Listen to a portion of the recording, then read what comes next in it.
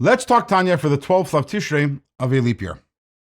In yesterday's Tanya, we started chapter 21, which is a letter that Alter Rebbe sent as Chasidim, asking the Chasidim not to delay their bringing their money for the fund for the needy in Israel until the end of the year, because the money was collected once a year, but rather to make payment plans and to bring the money to the person in the city in charge of the fund weekly or monthly. And yesterday, the Alter Rebbe explained one reason for that, and that is the idea of zrizos, the importance of swiftness in doing a mitzvah, excitement, and not to wait till the last moment. The reason the Alter Rebbe gave yesterday really applies to all mitzvahs. Every single mitzvah that we do, we have to do it with zrizos. Today, the Alter Rebbe is going to give us another reason, and this reason is very specifically associated with tzedakah. A reason why not to wait till the end of the year, to give all the money at once, but rather to make a payment plan and to give as frequently as possible. And Alter Rebbe cites the Rambam in his commentary on the Mishnayos, and specifically on Pirkei Avos chapter 3. The Mishnah tells us, V'hakoil lefi reiv hamaisa, which means everything depends on the volume of the deed. And the obvious question is that what's important, the volume of the deed? How about the greatness of the deed? Shouldn't we talk about how great the mitzvahs are? Or is it about the number of mitzvahs that a person does? And the Rambam says, yes, it's about the number of mitzvahs that a person does. And specifically, the Rambam says, we're talking about tzedakah.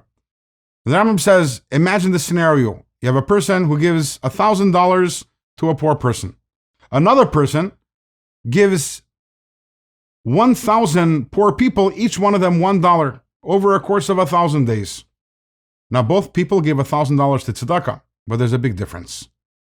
The person who gave tzedakah 1,000 times, that person has refined their soul to a much greater degree, because the midah, the trait of giving, has become ingrained. As we know that our actions impact our psyche and impact our personality, and this person is going to become a more refined and a kinder person as a result of giving tzedakah 1,000 times. The other person gave the same amount of tzedakah, but it doesn't have the same impact on the soul. And obviously, the Alter Rebbe is saying the same thing here also. You can go at the end of the year and give the entire amount that you need to give annually, but the fact that you're going every single week or every single month to give the tzedakah has a much greater impact on your soul. And the Alter Rebbe says there's also a Cabalistic analog to this. And that is that we know the Shekhinah, which is the source of the energy for all our worlds, it is reliant upon the attributes, the divine attributes that are higher than it, in order to receive the energy that it has, which in turn then flows into all of creation, into our world. This is always true, and even more specifically during Galus, when there's what's called Galus HaShekhinah, the exile of the Shekhinah, and the Shekhinah, so to say, has fallen to a lower level and is even more reliant upon the flow of energy from above. In order to have this flow of energy, we need what's called a yichud. A yichud means a unity. We need to unite the Shekhinah with the higher attributes. And how do we create this yichud? Every time that we give tzedakah, we are, so to say, opening up the valve and allowing the flow of energy from the higher attributes into the Shekhinah, which ultimately filters down here into this world. Every time we give tzedakah, we're opening up that valve and allowing for that flow. It doesn't make a difference whether it's $1 or $100 or $1,000. And that is the advantage of giving tzedakah in multiple times, that we're creating multiple yichudim. We are making this unity multiple times and adding more and more energy and increasing the flow into the Shekhinah and ultimately into our world. And the Alter Rebbe says that these two ideas, this idea of the Shekhinah and the idea of the Rambam, go hand in hand, because in Kabbalah, the Shekhinah is called the Nefesh. It is the soul of our world. The Rambam talks about the refining of the soul. It could be that we give a lot of tzedakah, we refine our own souls. We're also refining the greater cosmic soul, which is the Shekhinah, through bringing in the flow of energy into it. Now, we're finished this chapter, but I need to make somewhat of a disclaimer based on what, the Rebbe's commentary on this chapter. So one might say, okay, so let's say I made a pledge to give to my synagogue or to a yeshiva or to a poor person, I'll give them $1,000. I'm not going to give them, write them out a check for $1,000. Every single week, I'll give them $10. And this way I'm doing what the Alter Rebbe says here in this chapter. The Rebbe says, no. Go give the $1,000 right away.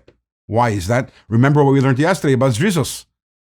The importance, the passion, the excitement of doing a mitzvah. It's not zrizos to say, I have the $1,000 right now, but I'm going to give it to you in increments of $10 over the next 5 months. And then, besides for that, there's the fact the recipient of these funds needs it now, and you're pushing it off simply because you want that refinement. The Rebbe says, the Alter Rebbe is talking about a very specific instance over here, and that is that the tzedakah collector was coming by once a year to the city. So therefore, over here, it wouldn't hurt to go on to make that payment plan. Instead of going and giving it once a year when the collector comes, you give it throughout the year. So here we have the advantage of giving many times, but it doesn't come at the expense of zrizos. It also doesn't come at the expense of the recipient being denied of the funds when it needs it. So whenever we have that kind of circumstance in our house, it doesn't come at the expense of zrizos, and also where the recipient won't be harmed by it, we should try to give in installments to the extent possible. And at a practical level, that means that to walk around with change in the pocket, and whenever you see a pushka, you throw in some money. Instead of just saying, I'll give my tzedakah once a week, I'll write out a check, giving tzedakah more often is the idea that we're talking about over here in this chapter, and realizing that the more often we give tzedakah, the more we refine ourselves, and also the more energy we bring into the world through the Shekhinah. With this, we've concluded this letter. Tomorrow, we're going to start chapter 22, another letter of the Alter Rebbe, which contains in it a variety of topics.